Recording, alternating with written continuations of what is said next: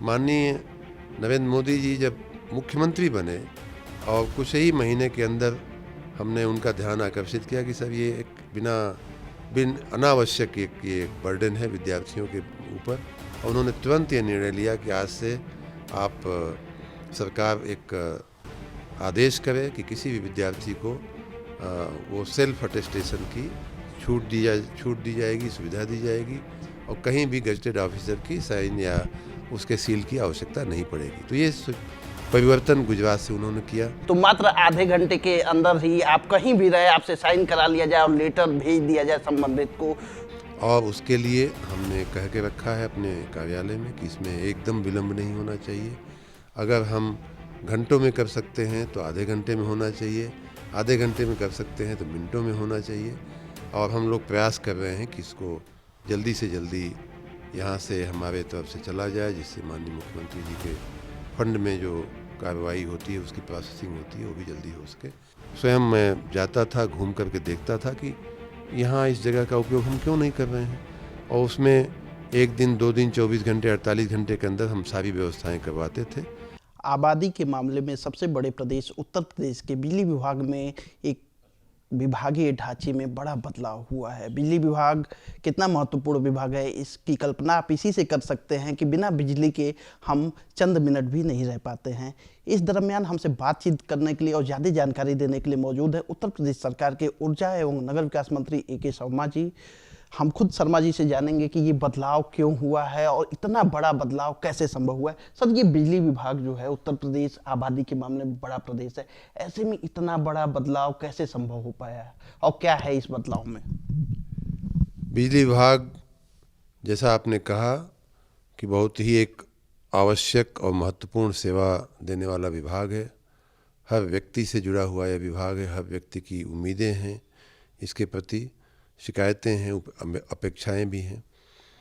तो उनको जन अपेक्षाओं पे खरा उतरना के लिए हम पुरानी पद्धति से अगर चलते तो शायद हम पूरा नहीं कर पाते।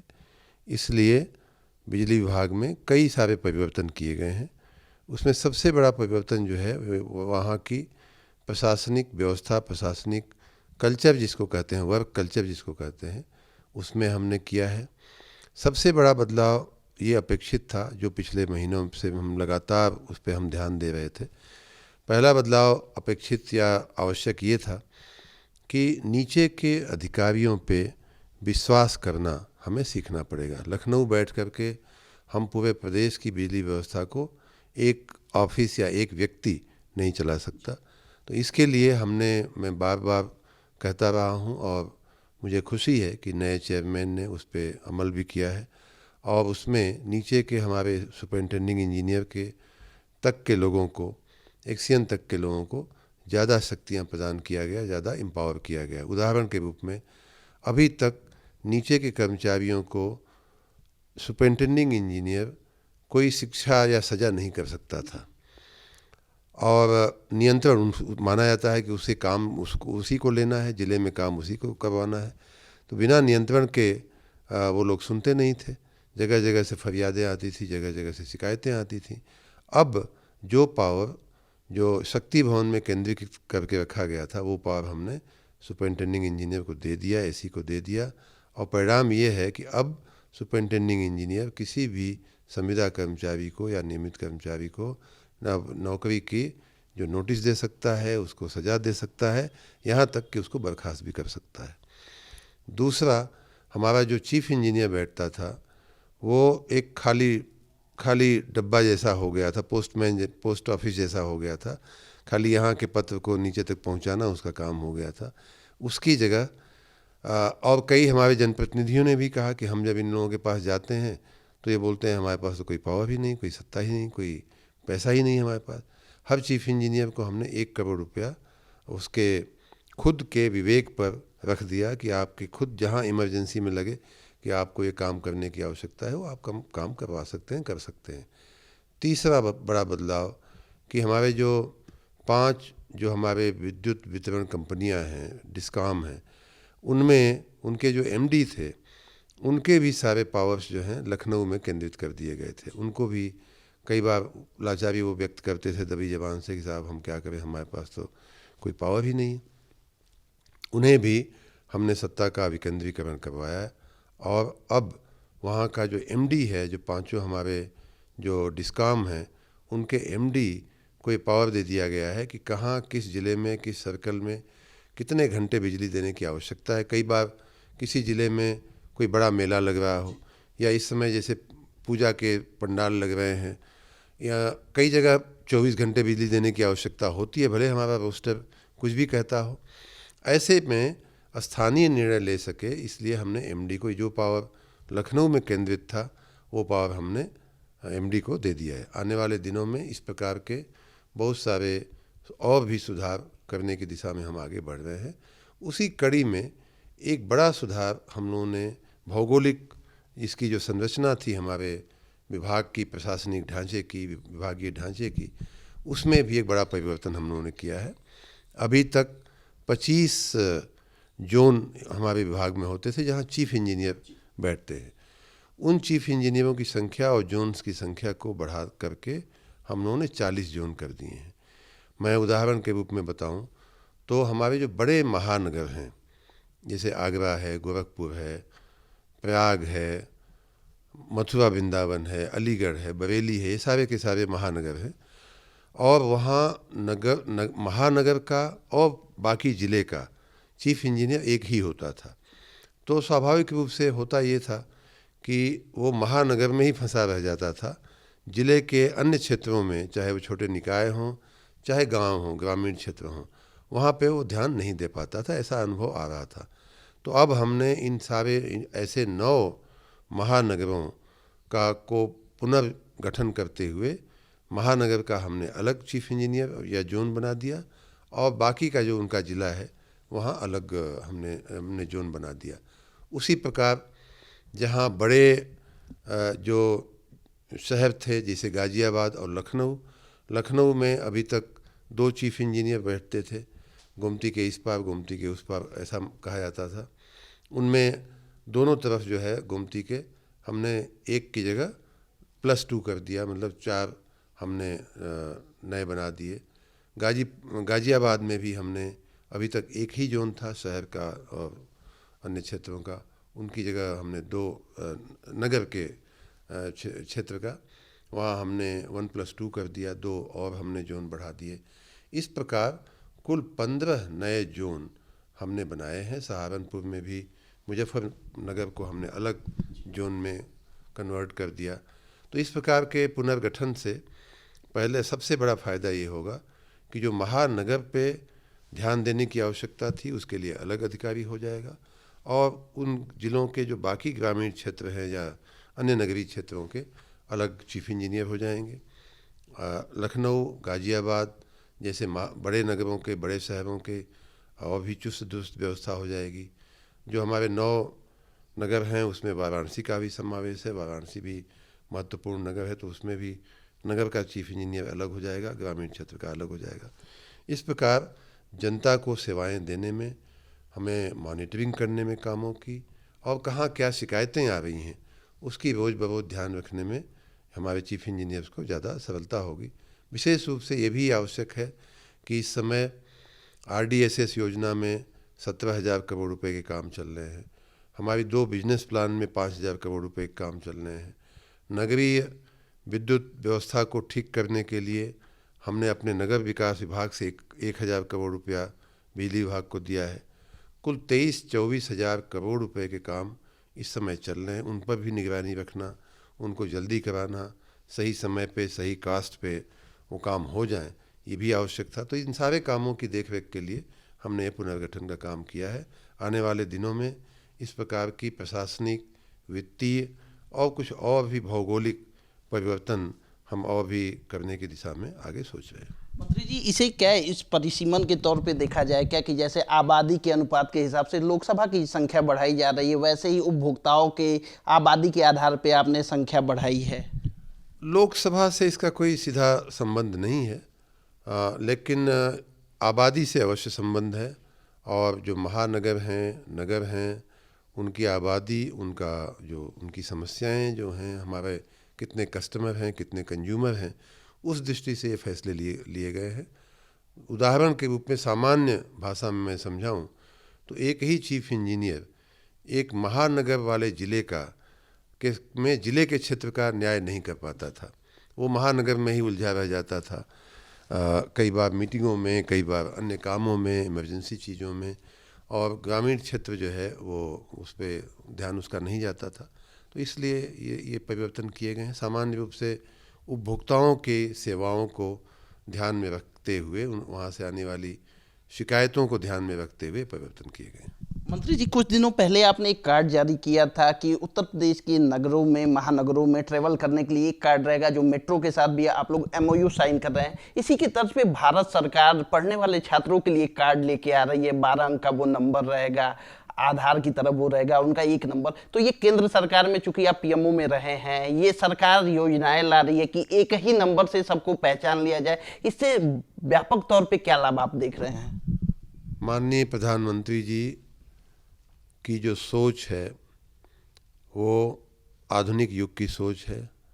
भारत को आधुनिक बनाने में, आईटी इनेबल्ड बनाने में उनका बहुत बड़ा योगदान है, उनका ऐतिहासिक योगदान है, और वो अपने इस योगदान के लिए अनंत काल तक जाने जाएंगे। जैसे आईटी का युग आया, हम सब भाग्यशाली हैं कि हमको एक देश में ऐसा प्रधानमंत्री मिला है जो इस पूरी विधा को, इस पूरी चीज़ को समझता है, आईटी सेवी हैं वो। आपको याद होगा कि कई साल पहले उन्होंने डिजिटल इंडिया नाम का एक पूरा एक कैंपेन, एक मिशन उन्होंने शुरू किया था, और उसी के तहत जहाँ जहाँ भी आईटी के उपयोग की संभावनाएं हैं, जहाँ जहाँ भी आईटी से हम कुछ बेहतर कर सकते हैं, ई गवर्नेंस से हम अगर कुछ बेहतर कर सकते हैं, उन सारे पहलुओं पे, सारे कार्यों पे उनका ध्यान है। उसी कड़ी में आपने आधार कार्ड का जिक्र किया, आधार भी उसी कड़ी में लिया गया एक कदम है। लोगों का डायरेक्ट बेनिफिट ट्रांसफ़र जो है वो भी डीबीटी, जो किसानों तक को या स्ट्रीट वेंडर्स तक को हम डीबीटी कर रहे हैं, विद्यार्थियों को डीबीटी कर रहे हैं। विशेष रूप से आपने जब विद्यार्थी की बात किया तो विद्यार्थी एक ऐसा हमारी एनर्जी होता है कि जिसकी एनर्जी को अगर हम बचाते हैं, जिसको अगर हम इधर उधर दौड़ने से बचाते हैं, तो अपनी पढ़ाई पे ध्यान केंद्रित कर पाएगा, अपने कैरियर को बनाने में ध्यान केंद्रित कर पाएगा, और राष्ट्र निर्माण में उसकी अपनी अहम भूमिका निभा पाएगा। होता ये था कि मुझे वो दिन भी याद हैं कि जब माननीय प्रधानमंत्री श्री नरेंद्र मोदी जी जब मुख्यमंत्री थे, तो विद्यार्थियों को अपने सर्टिफिकेट अटेस्ट कराने में काफ़ी तकलीफ़ें होती थी। किसी गेजेटेड ऑफिसर को खोजना पड़ता था, लोग जाके घंटों घंटों ऐसे अधिकारियों के कमरे के बाहर विद्यार्थियों को बैठना पड़ता था।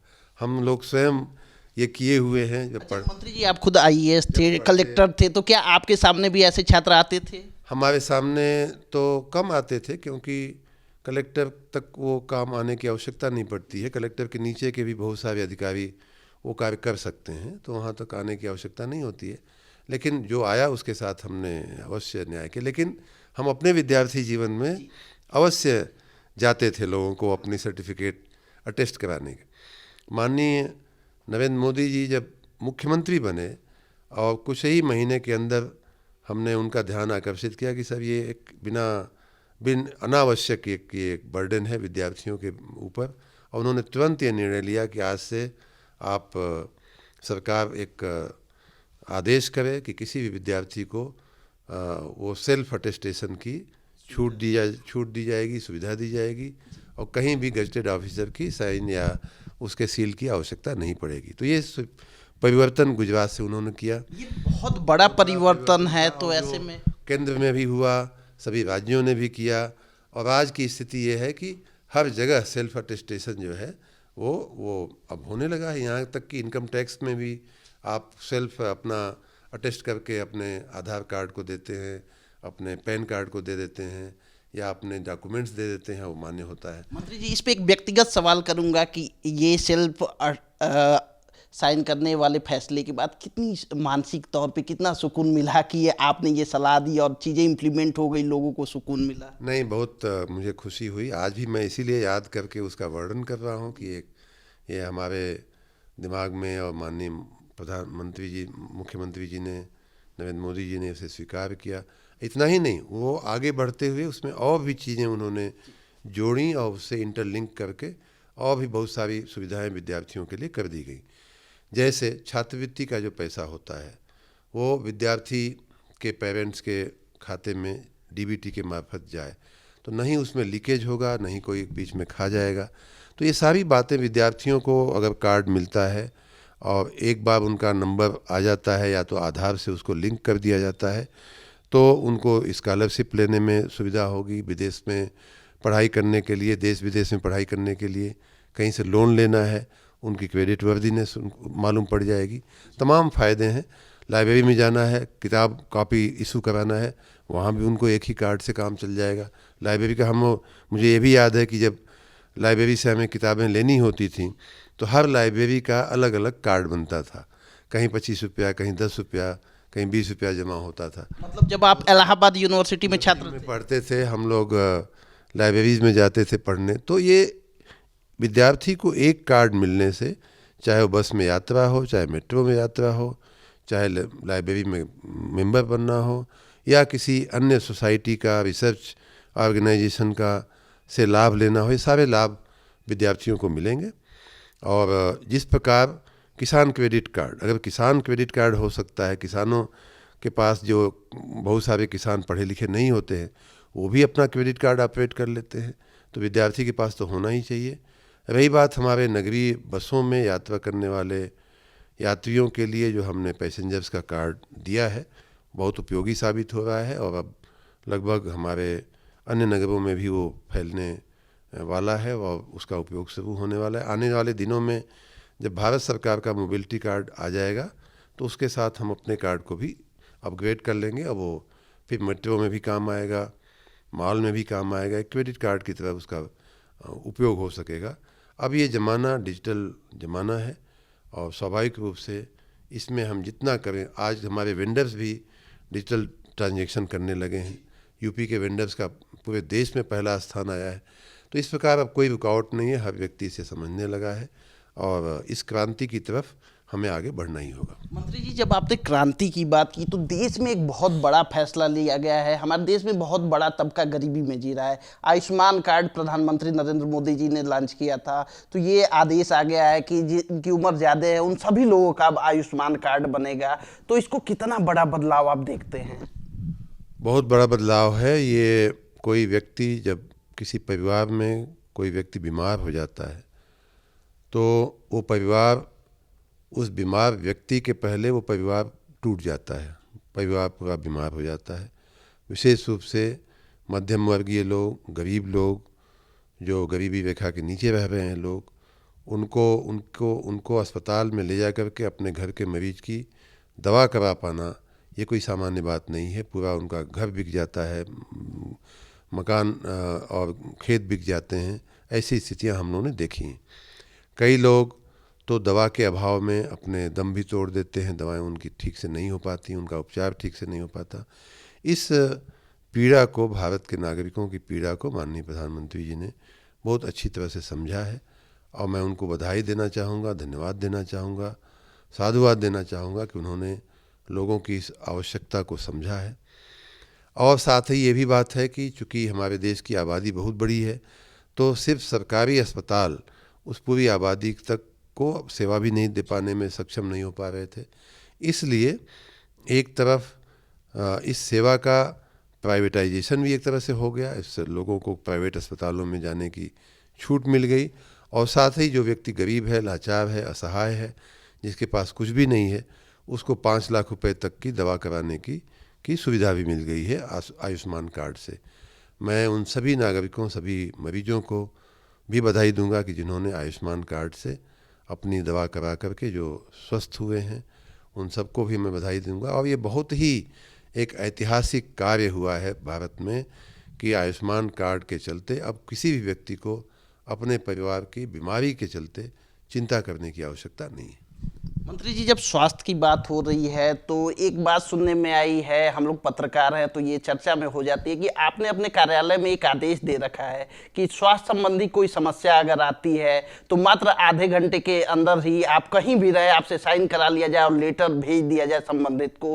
तो इसमें क्या सत्यता है, क्या वास्तविकता है, आप खुद हमें बताइए।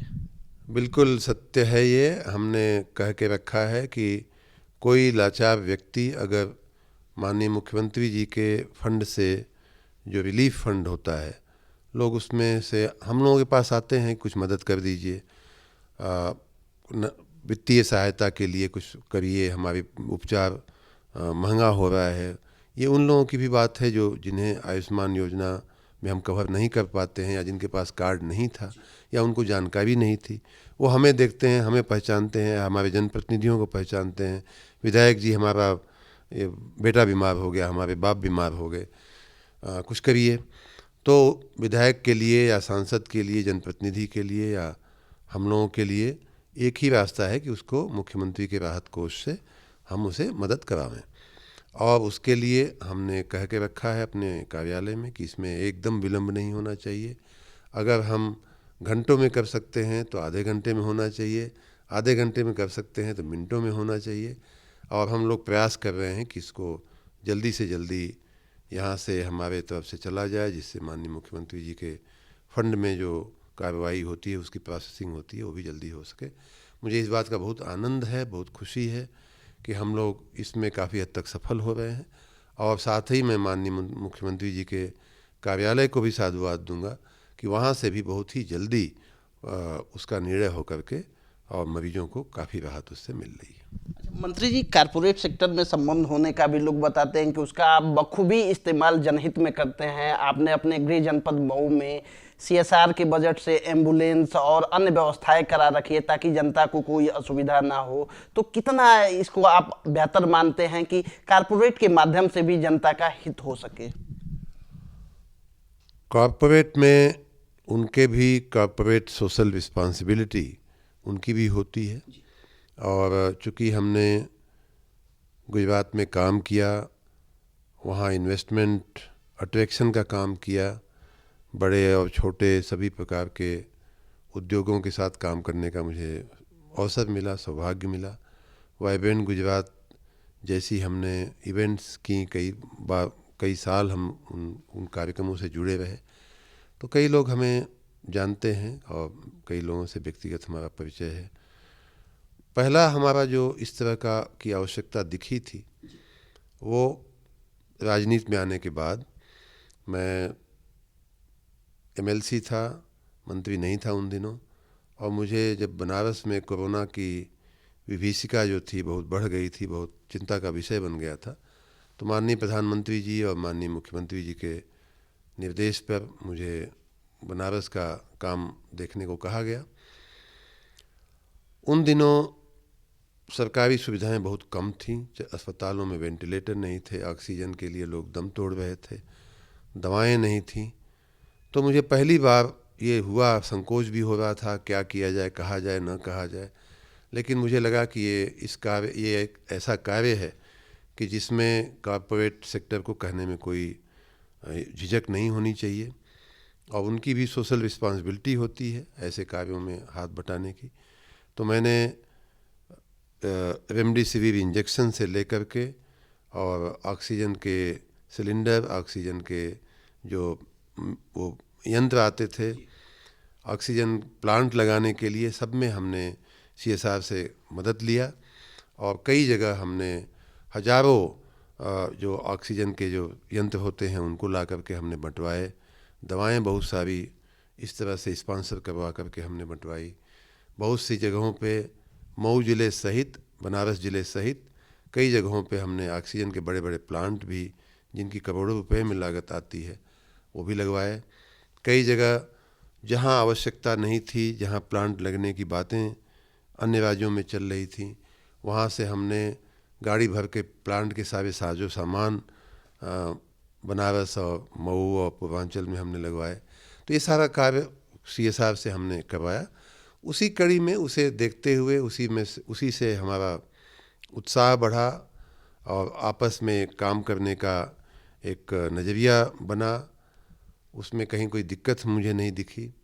उसको आगे ले जाते हुए मऊ में भी और अन्य जगहों पे भी जहाँ कुछ इस तरह के कार्य थे, एम्बुलेंस दिलाने के या अस्पतालों की मरम्मत कराने के, ऑक्सीजन प्लांट लगाने के, ऐसे कार्य भी जहाँ आवश्यक हुए वहाँ किए गए।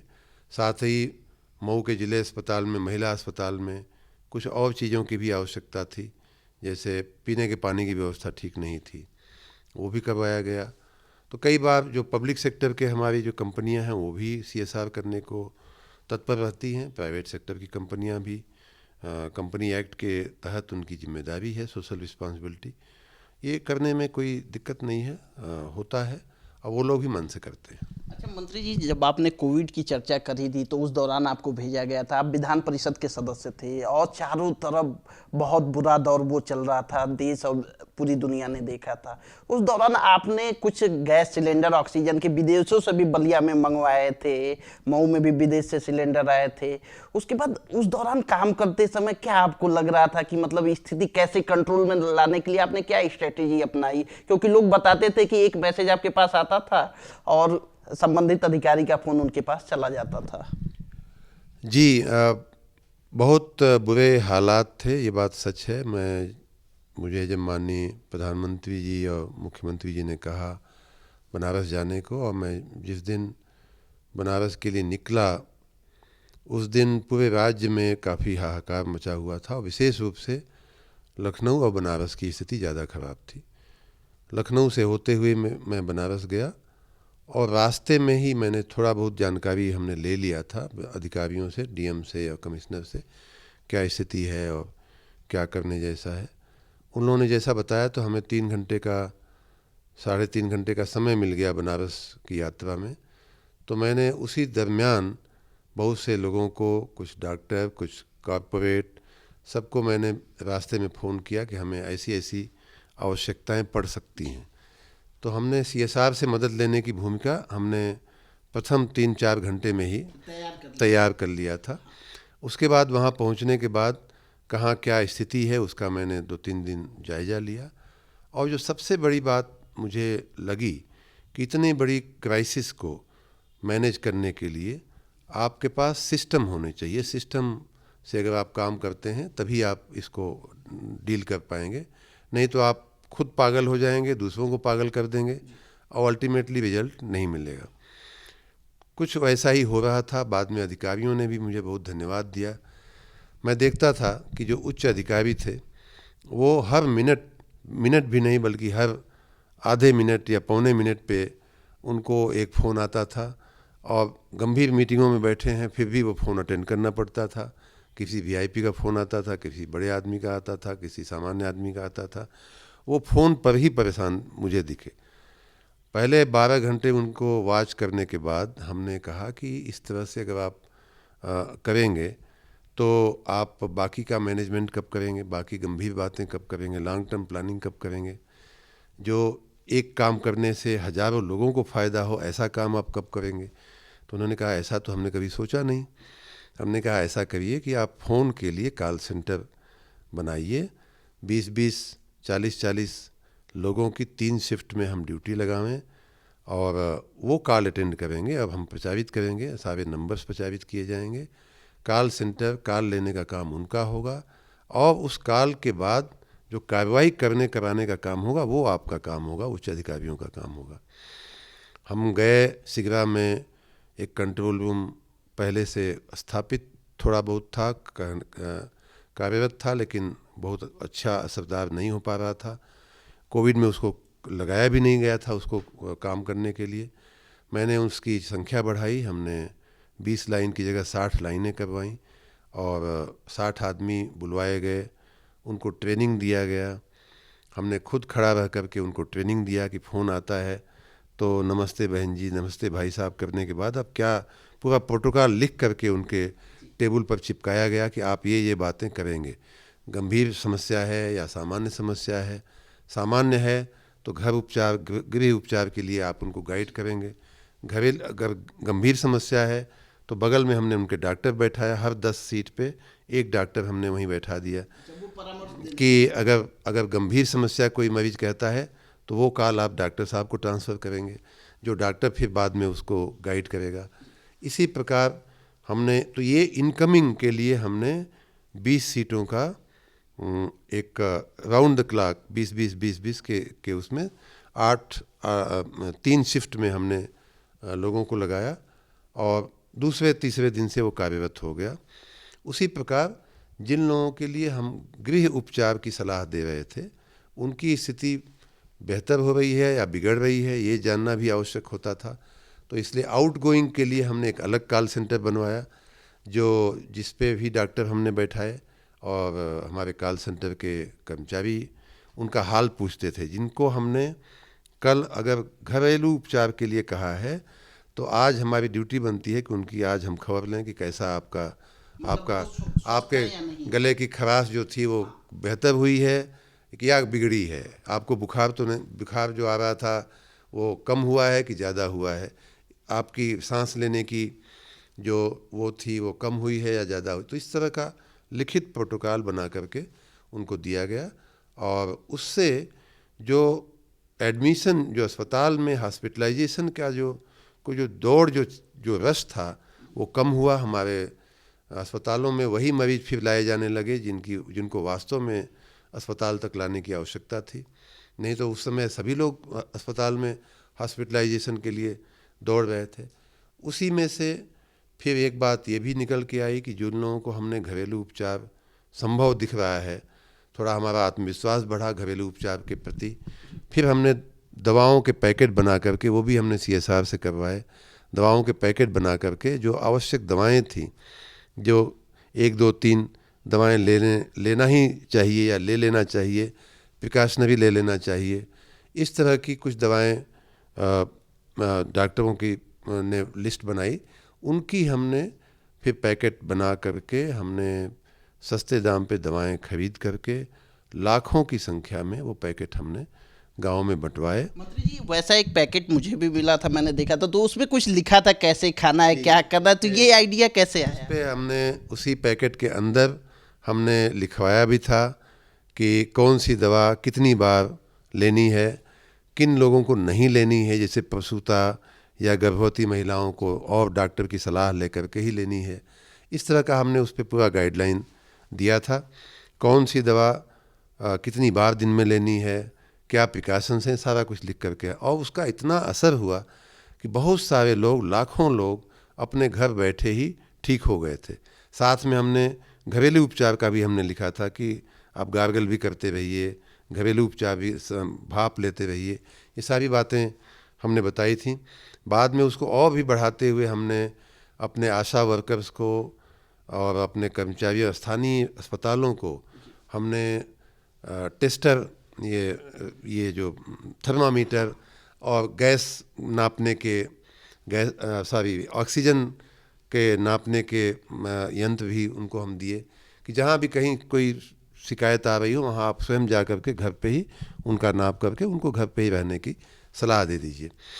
साथ ही हमने ऑक्सीजन कंसंट्रेटर, जो आपने कहा कि विदेशों तक से मंगाए गए थे, और टर्की से पहली जो खेप आई थी वो टर्की से, हमारी एक CSR से एक कंपनी ने कहा कि भारत में तो मिल नहीं, वो पहली खेप थी, इसलिए भारत में बहुत से लोगों को जानकारी भी नहीं थी। हमने कहीं रिसर्च करके पाया कि एक ऑक्सीजन प्लांट तो हमारे हर जगह नहीं बन सकते इतनी जल्दी, लेकिन ऑक्सीजन कंसंट्रेटर एक बक्से जैसा एक सामान होता है, वो हवा से, अगर बिजली का कनेक्शन उसको खाली लगा दिया जाए तो हवा से ऑक्सीजन ले करके और व्यक्ति को दे देता है। उसमें ज़्यादा कोई बड़ी तकनीक नहीं है, बड़ा साइंस नहीं है। लेकिन वो जब मैंने पूछा लोगों को तो बहुत किसी को मालूम नहीं था कि ये भी कोई एक यंत्र होता है। फिर हमने थोड़ा और उच्च स्तर पे बातें किया तो एक कॉर्पोरेट ने हमको ये वचन दिया, उसने भी पूरी दुनिया में अपने नेटवर्क को पता किया, तो उसको पता चला कि हाँ, एक ऐसी मशीन संभव तो है लेकिन भारत में अभी नहीं है। वर्तमान में टर्की में कुछ 20-25 मशीनें हमारी एक यूनिट के बगल में किसी जगह पे किसी स्टोर में पड़ी हुई हैं, पता किया गया है। तो हमने फिर वो टर्की से अंतर्राष्ट्रीय फ़्लाइट में हमने उसको लोड करवाया। ये सब माननीय प्रधानमंत्री जी के नाम का भी प्रताप है कि उनके नाम का उपयोग करके हो जाता था। हमारी एयर इंडिया की ही फ़्लाइट थी तो उसने लोड कर लिया और फिर बम्बई आया। फिर बम्बई में एयर इंडिया की फ़्लाइट को हमने थोड़ा डिले करवा करके वो कंसंट्रेटर हमने लोड करवाया। फिर बनारस पहुंचा वो। तो वो पहली खेप थी। उसके बाद बहुत सारी जगहों पे वो बनने लगे और फिर हज़ारों की संख्या में हमने फिर CSR के मार्फत से मंगा करके और बहुत सारे अस्पतालों में उसको बांटा गया। बाद में बनारस के बाद पूर्वांचल में खबर फैल गई तो वहाँ से भी दवाओं की और ऐसी चीज़ों की मांग आने लगी। फिर कुशीनगर, सिद्धार्थनगर, इधर श्रावस्ती, कौशाम्बी तक के जनपदों से भी, मध्यांचल के जनपदों से भी मांग आने लगी। गोरखपुर, अयोध्या, फैजाबाद, अकबरपुर, ये सारे ज़िलों से आने लगी। तो लगभग 40-42 ज़िलों तक, मुझे जहाँ तक याद है, ये सारी दवाएं, ऑक्सीजन कंसंट्रेटर और ये सारी कुछ चीज़ें दी गई थी। लेकिन उसमें अगर आप सफलता की चाबी, आपने शुरुआत में पूछा था कि क्या चाबी थी, चाबी नंबर 1 ये थी कि जिनको अस्पताल में आवश्यक नहीं है उनको घर पे उपचार। मैंने उन दिनों एक नारा भी निकाला था, जहाँ बीमार वहीं उपचार। ये नारा बहुत कारगर हुआ, बहुत पॉपुलर हुआ था और लोगों को भी आत्मविश्वास बढ़ा कि हाँ, हम घर पे रह करके भी ठीक हो सकते हैं। दूसरा कि जो मैनेजमेंट में जो टॉप के लोग हैं उनको टॉप के लेवल का काम करना चाहिए, जो अपनी शक्तियों का विकेंद्रीकरण करते आना चाहिए। उदाहरण के रूप में रेमडेसिविर, एक तो फ़ोन की समस्या मैंने बताया, दूसरा मैंने रेमडेसिविर इंजेक्शन की, मैं देखता था कि DM और कमिश्नर एक एक इंजेक्शन खुद इशू करते थे। तो मैंने कहा कि ये आपको करने की आवश्यकता नहीं है, ये एक ADM या SDM लेवल के और एक डॉक्टर दोनों की ज्वाइंट सिग्नेचर से आप ये की व्यवस्था बना दीजिए, आपको इसमें समय देने की आवश्यकता नहीं है। तो ये सब सुधार भी आवश्यक होते हैं मैनेजमेंट के लिए। सही में तीसरा काम ये किया गया था कि कई बार हमारे पास रिसोर्सेज होते हैं लेकिन हम उनका उपयोग करना नहीं जानते। बनारस की ही बात करूं तो कई ऐसे अस्पताल हमारे थे जहां जगहें थीं, जहां हम बेड बढ़ा सकते थे, जहां AC लगा हुआ है, पंखा लगा हुआ है, कूलर लगा हुआ है, पानी की, गैस की, सब कुछ कनेक्टिविटी बनी हुई है, लेकिन उसमें छोटी मोटी कमियों की वजह से हम यूज नहीं हो रहा था। चिल्ड्रन हॉस्पिटल बन के वहाँ तैयार पड़ा हुआ था, उसका उपयोग नहीं हो रहा था। ट्रॉमा सेंटर में कई ऐसे हाल थे जिनका उपयोग हम कर सकते थे, नहीं हो रहा था। तो ऐसे हजारों बेड, कैंसर इंस्टीट्यूट जो बनारस का है, वहाँ ऐसी जगहें थीं जिनका हम कोरोना के लिए उपयोग, तो ऐसे जगहों की हमने खुद उन दिनों स्वयं मैं जाता था, घूम करके देखता था कि यहाँ इस जगह का उपयोग हम क्यों नहीं कर रहे हैं। और उसमें 1 दिन, 2 दिन, 24 घंटे, 48 घंटे के अंदर हम सारी व्यवस्थाएं करवाते थे और 1 हफ्ते के अंदर हमने हजारों की संख्या में जो बेड की संख्या थी बनारस में उपलब्ध थी वो हमने बढ़ा दिया। तो इस प्रकार से बाद में तो हम स्ट्रीट लाइट और स्ट्रीट जो सड़कों पे जो डिजिटल डिस्प्ले होता है वहाँ भी हमने दिखाना शुरू कर दिया कि किस अस्पताल में कितने बेड खाली हैं, कितने भरे हुए हैं। आइडिया कहाँ से आया आपको कि ये स्ट्रीट जो थी वहाँ ये डिस्प्ले कराने का? ये ईश्वर की कृपा है, माननीय प्रधानमंत्री जी के साथ काम करते करते सीखा हुआ है और सामान्य रूप से जो प्रशासन का जो अनुभव है इतने दिनों का, उसमें से ये बातें आती हैं। लेकिन कुल मिलाकर के बहुत जो बड़ी क्राइसिस होती है उसमें हम लोगों ने गुजरात के समय, चाहे साइक्लोन में भी हम लोगों ने काम किया, भूकंप में जहाँ हजारों लोग मर गए थे, लाखों मकान धराशायी हो गए थे, उस समस्या में भी हमने काम किया। बाढ़ आती थी, फ्लड आते थे, उसमें भी हम लोगों ने काम किया। तो ये सब हमने सीखा है अपने अनुभव से कि मैनेजमेंट जो है उसका फाउंडेशन आप जितना मजबूत बना देंगे शुरुआती दिनों में, उतना ही आपकी व्यवस्था जो काम करने की है या स्पीड काम करने की है वो बढ़ जाती है। Thank you. हमसे बातचीत करने के लिए मौजूद थे उत्तर प्रदेश सरकार के नगर विकास एवं ऊर्जा मंत्री AK Sharma ji. Camera person Rahul Chauhan के साथ दिव्येंदु राय, भारत एक्सप्रेस, लखनऊ।